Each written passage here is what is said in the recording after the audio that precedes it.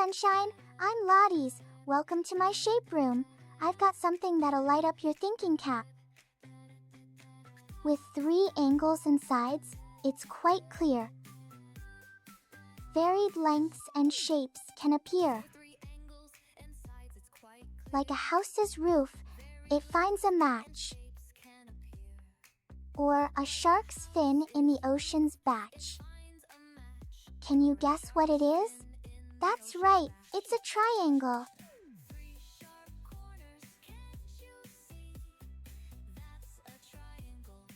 Oh, that reminds me, another riddle, but now I'm not gonna give you a clue.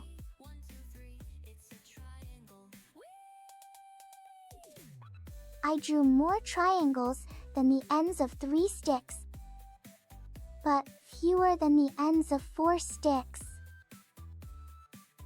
So how many triangles did I draw? Help me count it out. Be kind. I know that you're sharp. What do you think?